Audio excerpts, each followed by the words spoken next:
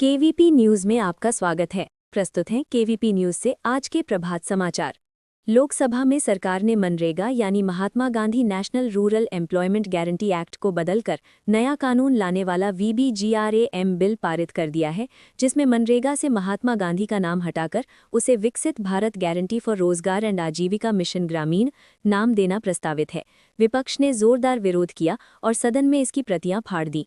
कांग्रेस सहित कई नेताओं ने कहा कि इससे गांधी जी की विरासत को अनादर मिलता है और ये देश के मूल्यों के खिलाफ है। प्रियंका गांधी ने कहा कि ये बिल रोजगार के कानूनी अधिकार को कमजोर कर सकता है और नाम बदलने पर ज्यादा खर्च आने की आलोचना भी की। सरकार का कहना है कि ये नया कानून मौजूदा योजना को और अधिक प्रभावी और पारदर्शी बनाएगा।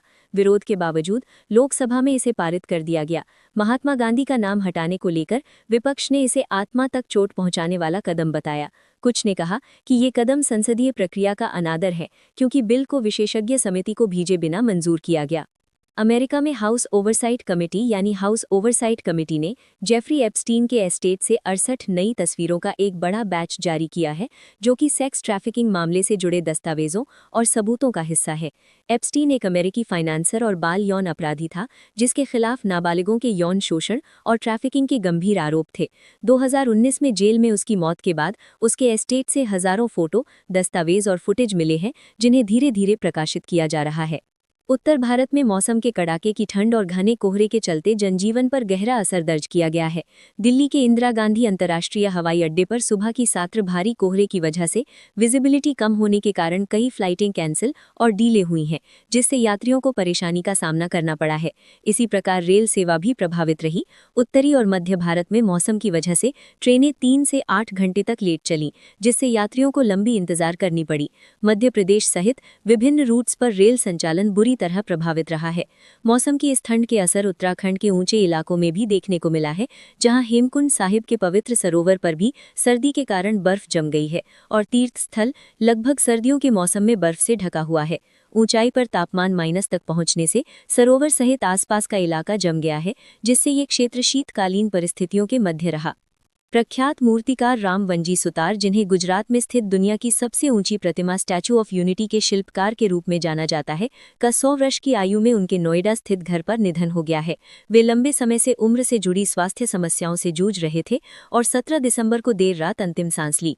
उनके पुत्र अनिल सुतार ने ये जानकारी प्रेस को साझा करते हुए बताया कि देश और दुनिया में कला और शिल्प की परंपरा को नई ऊंचाइयों तक पहुंचाने वाले राम सुतार का जाना एक अपूरणीय क्षति है।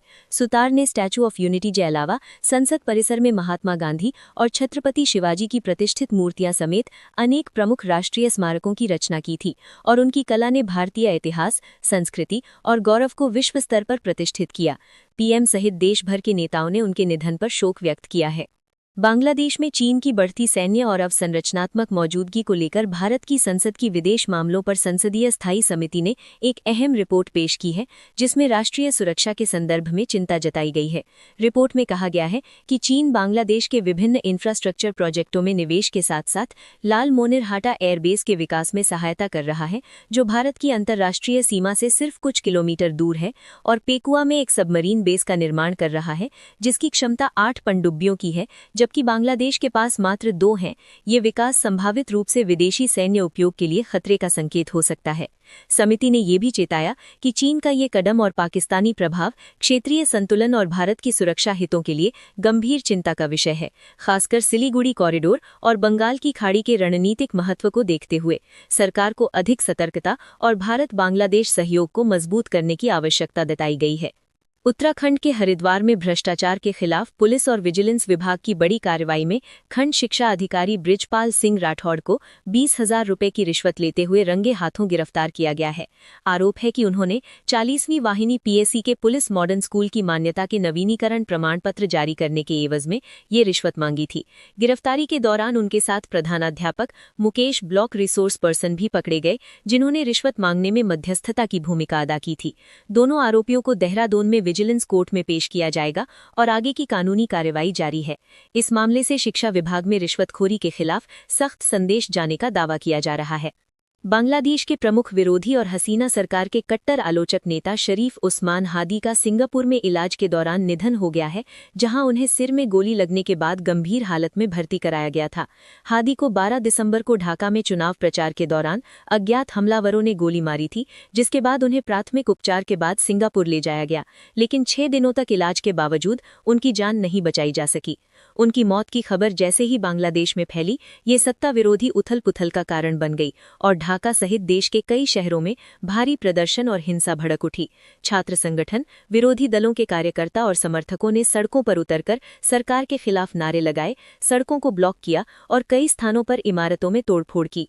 कई जगहों पर आवामी लीग पार्टी के कार्यालयों को निरस्त किया गया और प्रदर्शनकारियों ने यातायात को रोक दिया। प्रदर्शनकारियों ने सरकार पर आरोप लगाए कि उसने हादी की सुरक्षा में नाकामी की और कुछ में भारत विरोधी नारे भी गूंजे, जिससे क्षेत्रीय तनाव की आशंका बढ़ गई। घटना के बाद बांग्लादेश में कानून व्यवस्था को कड़ी निगरानी में रखा गया है और सुरक्षा बलों को तैनात किया गया है, जबकि विपक्षी नेताओं ने राष्ट्रीय शोक की घोषणा की है और हादी को शहीद बताते हुए न्याय की मांग की है। पाकिस्तान के कराची शहर में हाल ही में एक हिंदू मां बेटी को उनके घर के सामने से अगवा करने की खबर सामने आई है, जिससे अल्पसंख्यक समुदाय में गहरा सदमा और चिंता फैल गई है। 5 दिसंबर को रानी नामक हिंदू महिला और उसकी 1.5 साल की बेटी को नकाबमश व्यक्तियों ने एक ऑल्टो कार से जबरदस्ती उठाकर ले गए थे और तब से उनका कोई पता नहीं लगा है। पीड़ित परिवार का आरोप है कि उन्हें जबरन धर्मांतरण और शादी के उद्देश्य से अगवा किया गया था, जैसा कि सिंध प्रांत में अल्पसंख्यकों के खिलाफ बढ़ते मामलों में देखा जा रहा है। पिछले 11 महीनों में सिंध में कुल 611 गंभीर अपराधों में से 73 केस सीधे धर्मांतरण से जुड़े हैं, जो अल्पसंख्यक लड़कियों और महिलाओं के अपहरण और जबरन परिवर्तन की प्रवृत्ति को उजागर करते हैं। इस घटना के बावजूद अभी तक अगवा मां बेटी का कोई सुराग नहीं मिला है और परिवार न्याय की गुहार लगा रहा है। भारत ओमान के व्यापक आर्थिक साझेदारी समझौते से व्यापार को बड़ा बढ़ावा मिलने वाला है। इसके तहत ओमान में भारतीय सामान के 98.08% उत्पादों को टैक्स फ्री यानी ड्यूटी फ्री प्रवेश मिलेगा, जिससे लगभग 99.38% निर्यात मूल्य पर शुल्क नहीं लगेगा और वस्त्र, चमड़ा, कृषि उत्पाद, इंजीनियरिंग सामान, दवाएं, औषधियां जैसे क्षेत्र लाभान्वित होंगे। ये समझौता दोनों देशों के व्यापार एवं निवेश संबंधों को मजबूत करेगा। कार्तिक आर्यन और अनन्या पांडे की most awaited romantic comedy film तू मेरी मैं तेरा तू मेरी का ट्रेलर गुरुवार को रिलीज कर दिया गया है, जिससे फिल्म के फैंस में उत्साह का माहौल है। ट्रेलर में दोनों की जोड़ी की मजबूत केमिस्ट्री, रोमांटिक और मजेदार पलों के साथ एक छुट्टी रोमांस की कहानी सामने आई है, जिसमें कार्तिक का किरदार राय और अनन्या की रूमी के बीच शुरुआती घमासान धीरे धीरे प्यार में बदल नजर आता है। ट्रेलर लॉन्च इवेंट में कार्तिक ने अनन्या के अभिनय और विकास के बारे में कहा कि वो अब और भी अधिक मैच्योर और अनुभवी कलाकार बन गई हैं, जिस पर अनन्या ने हल्के फुल्के अंदाज में ताना समझ बैठी और मजाकिया प्रतिक्रिया दी, जिससे मौके का माहौल और जीवंत हो गया। फिल्म में जैकी श्रॉफ और नीना गुप्ता भी महत्वपूर्ण भूमिका में हैं और ये क्रिसमस 25 दिसंबर 2025 को सिनेमाघरों में रिलीज होगी। भारत और दक्षिण अफ्रीका के बीच खेली जा रही 5 मैचों की T20 सीरीज का चौथा मुकाबला लखनऊ के एकाना क्रिकेट स्टेडियम में कोहरे के कारण रद्द कर दिया गया। घना कोहरा और खराब दृश्यता इतनी अधिक थी कि मैच में एक भी गेंद नहीं फेंकी जा सकी और अंपायर्स ने लगातार 6 बार निरीक्षण के बावजूद स्थिति को सुरक्षित नहीं मानते हुए खेल को पूरी तरह बंद कर दिया। इससे श्रृंखला में भारत 2-1 से बढ़त बनाए हुए है। अब सीरीज का आखिरी मैच 19 दिसंबर को अहमदाबाद के नरेंद्र मोदी स्टेडियम में खेला जाएगा, जिसमें दोनों टीमें निर्णायक मुकाबले के लिए उतरेंगी। भारत के विभिन्न राज्यों में 19 दिसंबर 2025 को मौसम मुख्य रूप से ठंडा और कोहरे से प्रभावित है। खासकर उत्तर भारत में शीतलहर जारी है। उत्तर प्रदेश, हरियाणा, पंजाब, उत्तराखंड और बिहार में अगले कुछ दिनों तक घना से बहुत घना कोहरा छाया रहेगा। साथ ही कुछ इलाकों में भीषण ठंड का प्रकोप है। दिल्ली एनसीआर में न्यूनतम तापमान 7 से 8 डिग्री सेल्सियस के आसपास रह सकता है, जबकि यूपी के तराई क्षेत्रों में दृश्यता 50 मीटर तक कम हो सकती है। राजस्थान और मध्य प्रदेश में भी शुष्क ठंड बनी हुई है। दक्षिण और पूर्व भारत, महाराष्ट्र, तेलंगाना, कर्नाटक, केरल और तमिलनाडु में मौसम अपेक्षितः सुहावना रहेगा। तापमान 20 से 30 डिग्री सेल्सियस, लेकिन विदर्भ और मराठवाड़ा में हल्की ठंडक का एहसास हो सकता है। पूर्वी राज्यों जैसे ओडिशा और छत्तीसगढ़ में शीतलहर के हालात बने रहेंगे, जबकि अंडमान निकोबार में हल्की बारिश संभव है। यात्रा के दौरान उत्तर भारत में कोहरे से सावधानी बरतें। इसी के साथ केवीपी न्यूज से